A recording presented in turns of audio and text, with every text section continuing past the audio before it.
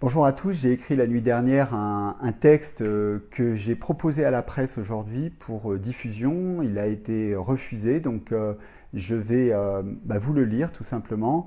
Et vous allez voir peut-être que c'est le sujet qui fait qu'il a été refusé, alors qu'habituellement je n'ai pas de difficulté à faire passer mes textes dans la presse. Le titre c'est Lettre à diffuser à vos amis blancs, entre parenthèses, que vous soyez noir ou blanc.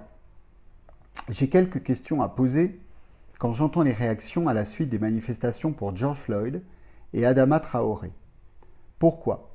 Beaucoup de personnes blanches sont sur la défensive quand le mot racisme est prononcé. Pourquoi?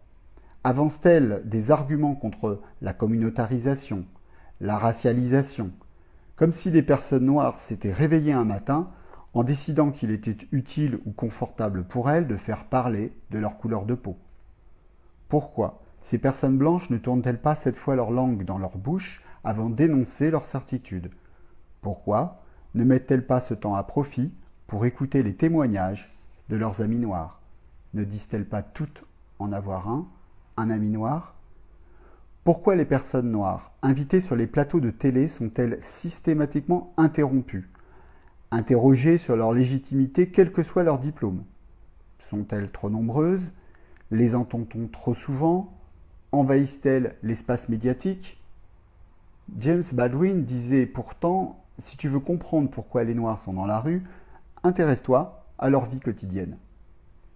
Dernière question, pourquoi Éric Zemmour, condamné pour incitation à la discrimination raciale, continue-t-il à diffuser des fake news à des heures de grande écoute? Il y a quelques jours, il disait que 80% des Blancs américains étaient tués par des Noirs. Sauf que 84% des Blancs américains sont tués par des Blancs. Bon, ça je sais, c'est pour l'audience de CNews. Alors s'il vous plaît, chers amis blancs, avant de dire que je suis un raciste ou un enragé, sachez que je suis blanc, tout comme vous. Les identitaires blancs diront que je suis traître à ma race. Ils l'ont déjà fait, j'en ai l'habitude. Les identitaires noirs diront que je fais de l'appropriation culturelle avec ma coupe de cheveux non homologuée. Ça, c'est plus nouveau, mais je vais m'y faire. Et la plupart des gens se diront quel est son problème à celui-là? Et ce sont eux qui ont raison. J'ai bien un problème. Mon problème est de croire qu'il n'y a pas besoin d'être noir pour être indigné par le racisme. J'ai écrit ces mots il y a des années, c'était suite à l'affaire Guerlain, quand aucun intellectuel blanc n'avait jugé bon d'émettre la moindre condamnation. Mon problème est de savoir que si un ami noir tenait publiquement mes propos, il serait immédiatement taxé de raciste anti-blanc, d'extrémiste et immédiatement blacklisté. Mon problème est que la plupart des gens, bercés par le récit médiatique de la violence de rue, seront habilement conduits à confondre les victimes et les bourreaux. Mon problème et que les révoltes soient politiquement qualifiées d'émeutes. Mais mon problème principal est de penser, d'aimer et de me révolter bien au-delà de ma couleur de peau ou de mon origine. C'est de ressentir dans ma chair d'être humain la rage ressentie par mes frères et sœurs de Minneapolis. La seule rage juste, disait Aristote, est celle qui combat l'injustice.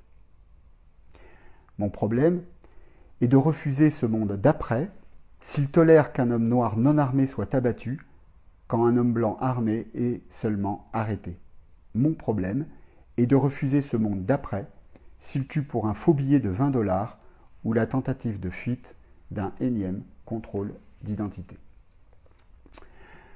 Merci pour votre écoute. Je vous dis de prenez soin de vous et je vous retrouve dans quelques minutes dans les commentaires. On continue, on débat, on dialogue. À tout de suite.